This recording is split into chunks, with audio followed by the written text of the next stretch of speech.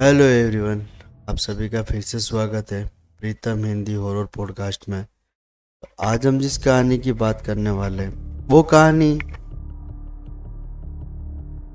दो दोस्तों की है जो रात में उनको अकेला जाने का बहुत शौक था। तो चलिए हम चलते कहानी की तरफ।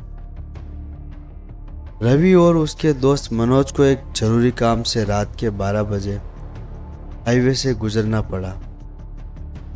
यह सड़क काफ़ी मशहूर थी, लेकिन बुरी वजह से लोग इसे भूतिया रोड कहते थे, क्योंकि यहाँ कई अजीब घटनाएं हुई हो। चूँकि कुछ लोगों का कहना था कि उन्होंने रास्ते में किसी औरत को देखा जो अचानक गायब हो गई।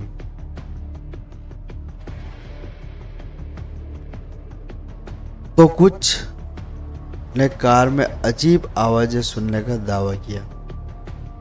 रवि और मनोज इन बातों पर यकीन नहीं करते थे, लेकिन जैसे जैसे उनकी कार आगे बढ़ रही थी माहौल अजीब होने लगा। चारों ओर घना अंधेरा था और सड़क पर कोई और गाड़ी नहीं दिख रही थी। अचानक सड़क किनारे एक औरत खड़ी दिखी, सफेद साड़ी में लंबे खुले बालों के साथ। मनोज ने रवि से कहा, रुक, इसे लिफ्ट दे देते हैं। लेकिन रवि को कुछ अजीब लगा। इतनी रात में कोई यहाँ क्या कर रहा होगा। उसने कार की स्पीड बढ़ा दी। जैसे ही कार उसके पास से गुजरी, मनोज ने पीछे मुड़कर देखा और उसकी चीख निकल गई। वो औरत अब सड़क के बीचों बीच खड़ी थी और उसकी आंखें सुर्ख लाल चमक रही थी। रवि ने घबराकर एक्सीलेटर दबाया, लेकिन कार की स्पीड बढ़ी नहीं रही थी। कार के शीशों पर किसी के हाथों के निशान उभर आए और फिर उन्हें महसूस हुआ कि कार के अंदर कोई और भी था। पीछे की सीट से किसी के सांस लेने की आवाज आ रही थी। मनोज ने डरते डरते मुड़कर देखा और उसके चेहरे का खून सूख गया। वो वही औरत थी जब कार के अंदर बैठी थी। उसके होठ हल्के हल्के हिल रहे थे, जैसे कुछ कहना चाह रही थी। अचानक एक ठंडी आवाज गूंजी,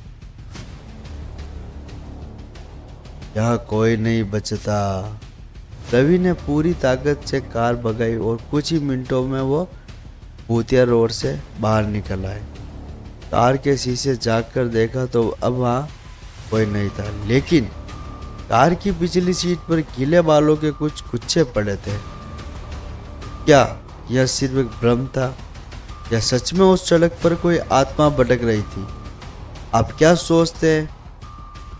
क्या आप कभी ऐसी भूतिया सड़क पर गए हैं? अगर आपको यह कहानी पसंद आई हो तो हमारे प्रीतम हॉरर पॉडकास्ट से जुड़े रहिए। अगली बार फिर मिलेंगे एक डरावनी कहानी के साथ। तब तक के रात में अकेले सफ़र करने से बचिए। तो आज की जो हमारी कहानी थी, आपने यहाँ तक अगर आप आए हो तो प्लीज़ लाइक शेयर और सब्सक्राइब ज़रूर करना। इसके अलावा कहानी कैसी लगी मैं प्लीज़ कमेंट करके ज़रूर बताना। अब मिलेंगे आपको अगली कहानी में। तब तक के लिए आप सबको बाय।